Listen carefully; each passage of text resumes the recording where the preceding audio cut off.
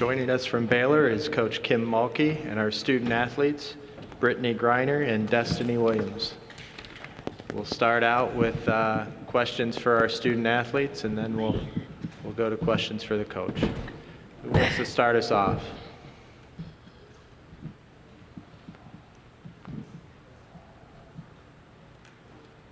Brittany, I know you guys got a chance to see some of the Florida-Ohio State game. Not very much, I don't think, but what were your impressions of Florida yesterday? Physical game. Got to crash the boards. They like to get out and run. Got to get back in transition. Should be a really good game. Who's next? Bless you. I don't normally bless the media, huh? I'm changing. It's the new me. Don't print that, guys, because when you put it in print, somebody will take it out of context. That's not here. It was a joke. Is that for all of us, though? Yes, bless you. I'm at a Baptist university. Bless all of you. Brittany, can you reflect just a little bit about the buzz surrounding Baylor athletics in general right now, both your success as well as the Heisman Trophy last year and the success the men's team is having as well? It's just it's a great time to be a Bear right now on campus. Everybody's real excited. The community, the fellow classmates, everybody's behind us, and it's just a really exciting time at Baylor.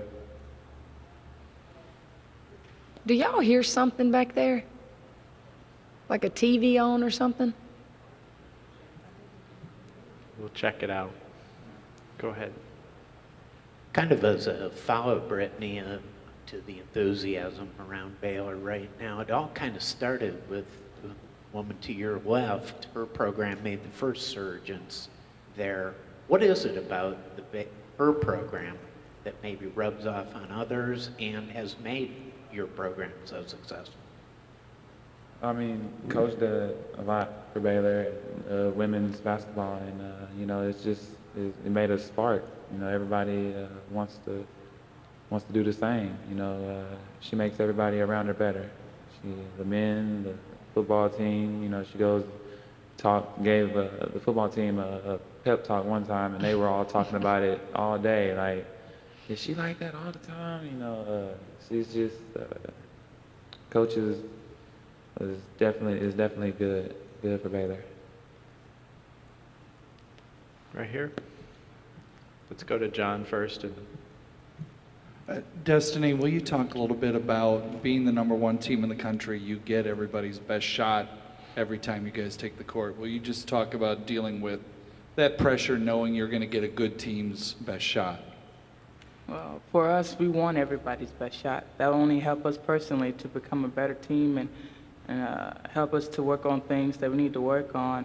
Being #1 don't really mean anything, but it's an honor, and we'll take it along the way. But we just after one goal at the end of the day. So we're blessed with all the wins, and we're blessed with all the accolades, but we're focused for a bigger mission. Jerry Hill, Baylor Bear Insider. Destiny, is this close enough to home where you have some extra folks here, and what is that like being, I guess, back closer to home? It's a blessing, pretty much all I can say. There's not often that I get to have family members come and support me being so far away from home, so I'm taking up all the tickets from the teammates and using them wisely and just having fun with them while I can. And Coach Mulkey did a great job at giving us extra time spending with family members. She knows how it is. She's a mother herself, so it's great. Destiny, those of us who have seen you guys all year know how focused you've been since day one of the season as a team. How specifically has that focus maybe been renewed or intensified for the NCAA tournament? As you see, we came ready to play Sunday. We was anxious to play since last week, and now we anxious for the next game because we love basketball and we're trying to reach the ultimate goal. And it seemed like it's going by slowly, but as a team, we just taking it day by day, not rushing things, just working on little things, and we're very excited. Destiny, Wendell Barnhouse, Big12Sports.com. Some of the two Florida players we talked to, they seem pretty confident, and a lot of teams have seemed confident against you guys. When you play during a game, can you ever tell that you've kind of broken the other team's will at sometimes, that they just say, you know what, no matter how hard we play, we're just not going to be able to beat this team? Well, Florida has good post players. They're supposed to be confident, as well as Baylor has a lot of post players that are good. So we just go out and try to do our best to contain their post players to as many rebounds and as points as possible. We try to distract them with our defense, and hopefully that can hurt them offensively. But we have a 6'8" post player, and she's going to do what she has to do to help us come out with that win. Brittany, yesterday, was it almost too easy? Did it get you properly prepared for a count? I mean, ostensibly, every team you're going to face is going to be a little bit better from here on out. Was that a good warm-up for you yesterday? It was a good game. It was good for our bench. Everybody got playing time, and starters got the rest. And it was a good game. And it's in the past now, and we're just focused on this next game and getting prepared for it. Anything else for our student athletes? Ladies, thank you very much. You can head to practice, and we'll spend a few minutes with the coach. Who wants to start off with the coach? Everybody's being shy since you blessed him, I think. Amen, too. That mean it's over if it's amen, right? See y'all. Huh? Eric, let's start right here in the front. We'll go you too. Go ahead. You obviously saw the Gators play a lot yesterday. What were your impressions, and had you seen them at all during the year? No, I had not seen them during the year. My impressions, before I even picked up a stat sheet to make sure I knew who each of them was, I obviously had done a little homework because you didn't know who was going to win the game. But when you have 5 seniors, I just thought that team played with a sense of urgency. And what I mean by that is they played extremely hard on both ends of the floor.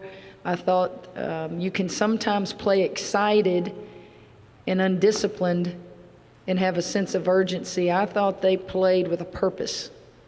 Whether they felt like they should have been seated higher, whether they felt like they shouldn't have been mentioned as the last 4 in, I don't know, but I thought their basketball team from the very beginning until the horn sounded played with a sense of urgency. Let's go with the second row here first. Coach, you obviously heard Brittany reflect a little bit on the overall success the athletic department is having, and it obviously started in many ways with your team's national championship several years ago. Can you reflect a little bit on that and sort of what you think this is doing for the school's reputation nationally? I don't know that I'm comfortable talking about it starting with me. I think our national championship erased a lot of negative publicity from what had happened with men's basketball. I think timing in all of our lives is so important. The timing of me leaving Louisiana Tech to go to Baylor, the timing of when we won the national championship, the timing of the Heisman Trophy in men's basketball doing well in women's basketball. I think that you can talk that it started with me, but it really started with the university. You have to have the resources, you have to have the administration understand sports and understand the windows that it opens to the world, and in return it opens to our ability to recruit students to Baylor. And we've been very fortunate. I think I'm now my 3rd president, and I've only been there 12 years, but we've been very fortunate that the leaders that we've had at Baylor understand and value not just athletics, but women's basketball and women's sports in general. Our women's softball made it to the World Series last year. My daughter was a part of that. I was in the stands. soccer made it to the first NCAA tournament. So, I'm leaving a lot of teams and coaches out, but do your homework. It's not what Kim Mulkey has done at Baylor. I'm just too modest to even think that. I was hired to build a winning program, and that's all I've tried to do, is try to win and make Baylor proud and Baylor alums proud, and I think we're doing our part. Go ahead. Coach, another coach told me a long time ago, the more you win, the more you create a monster that can come back to haunt you. Does that ever cross your mind? It did the first national championship. Actually, probably before that. I think some of my quotes during that time, I was saying, we may be creating a monster we can't feed.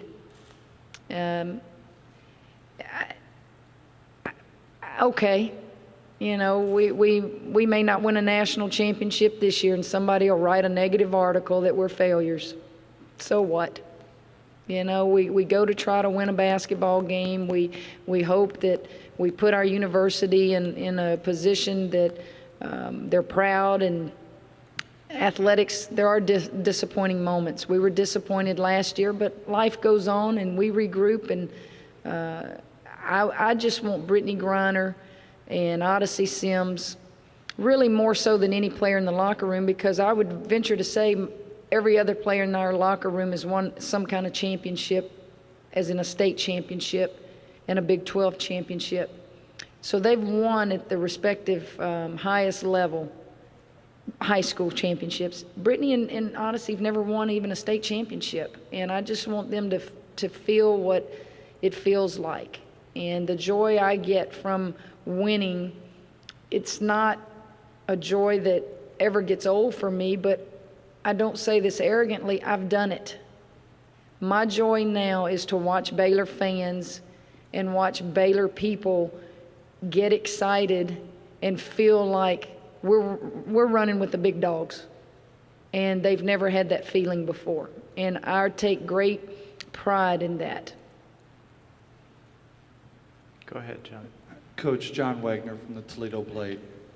As the top seed, as the undefeated team in the tournament, you're going to get everybody's best shot. Obviously, Florida's tomorrow. Do you talk about that with the team? They already sense that. Will you just talk a little bit about getting your opponent's best shot practically every game? Well, I'll go over scout report, and we did that last night, and we'll do more of that in practice today. And I don't know that I have to repeat that. I think that they know. We've played 35 basketball games, and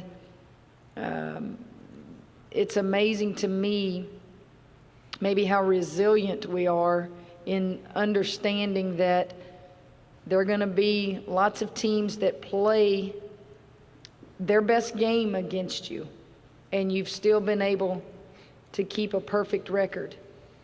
And I don't know that we have to use that as motivation. There's so much social media out there. These kids read things that I don't know about until they bring it to my attention.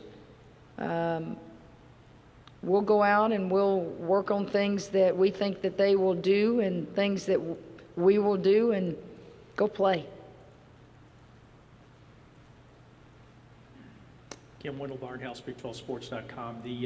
Yesterday, I guess Ohio State was playing a zone. Florida came out, made some threes early. And a lot of people have said, hey, if you're going to get Baylor, maybe that's the way to do it, is shoot threes from the perimeter. Did you see anything with Florida that they are a good enough three-point shooting team, or is that something that concerns you? Well, I don't know that I would agree with those that think you have to make threes to beat Baylor. Maybe post players have to make threes. And how many teams in the country are you going to face that have two post players that shoot the three? That would be a very unorthodox offense, but there are some out there. If you make a three in our man-to-man defense from the perimeter, 90% of the time you're going to have a hand in the face. And if you make it, you pat them on the back and say, great shot. And that's possible. Some teams, come out hot and can shoot, but the game of basketball is won in the paint, in my opinion. You have to have post touches. And Brittany Griner changes a lot of that for teams that we play. And yet at the same time, we've played many teams that do change their philosophy when they're playing us, both offensively and defensively. But, you know, Wendell, I don't know how many threes you need to make to beat us, but we'll guard you. We'll be out there trying our best to guard you. Let's go right here.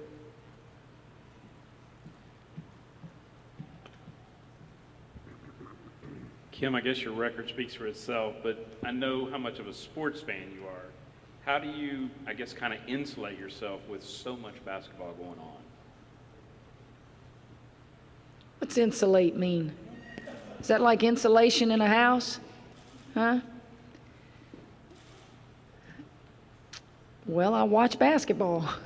I pretty much, we have our routine, and you guys know me well enough to know we're pretty regimented in what we do, and time is important. The bus drivers are even learning that. When we're not focusing on basketball right now, I'm watching more basketball. I watched the men's game the other night, and I'm screaming at the TV and giving my suggestions to Scott, and by God, he finally listened to me.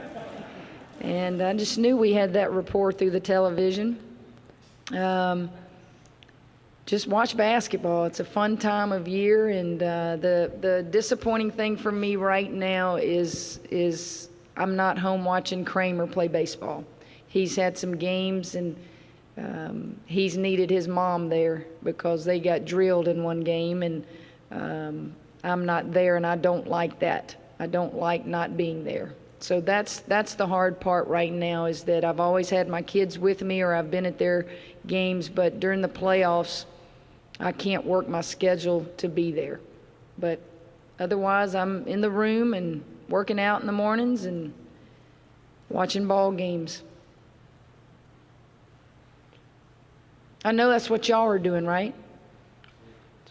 Y'all watch them as much as I do, right? Tell the truth. You're amongst Baptists in here. Jack. No, you're not, and I'm not a Baptist, by the way. I grew up in the Baptist church, but I'm now a Methodist. Coach, Jack Carl from the paper here in town. One of the last places you probably thought you would be sent was Bowling Green, Ohio. And this is a brand new building, though, so I'm asking you your impressions of how the tournament has run here and your impressions of the building. Well, I've never been to Bowling Green, Ohio. Cleveland, how far is Cleveland? I've been to Cleveland, but I've never been to Bowling Green. And first of all, I'd like to say as we say in the South, the hospitality has been awesome. I think this is the first time Bowling Green has hosted an NCAA women's tournament, and sometimes you have little glitches and things that don't go well. I think that they have done extremely well, from the parking to instructions to where you go, just pleasantness, of greeting people. And that's been impressive. And I thought the crowd yesterday obviously was an Ohio State crowd, but it was sold out. The building, I haven't seen the building other than to get off the bus, walk the hallway, and go to a locker room and floor, so I don't know how it's laid out or anything, but I am impressed to the extent that it's run very smoothly. Anything else for the coach? More over here. I was pounding the table watching Baylor's men's team also. What you care to share with us what you were yelling at the TV? I'll tell you. Good. Okay, it's good. It's all good. I'm not questioning any coaching. I am Scott Drew's biggest fan, and y'all need to write good articles about him. His sister played ball in this state, did she not? His family is a wonderful, wonderful family, and it's a remarkable story how they have raised those 3 children, because they are the most optimistic, positive people you'll ever be around after losses and things that are happening in their life. But Scott is a zone coach. I'm a man-to-man coach. And the cutest thing in the game, not cute, it's cute now because we won, but he's playing more man-to-man now, and I'm loving it. But the other night, I was screaming at him, go to a zone. You need to go to a zone. Keep him out of the paint. And he did, and it won the game for him. And so I was telling one of his assistants actually this morning, I said, okay. I said, I was so proud of y'all making a change right there to a zone. I got that word out of my mouth. But it really did. It won the game for them. Anything else for the coach? All right. Okay, thank you.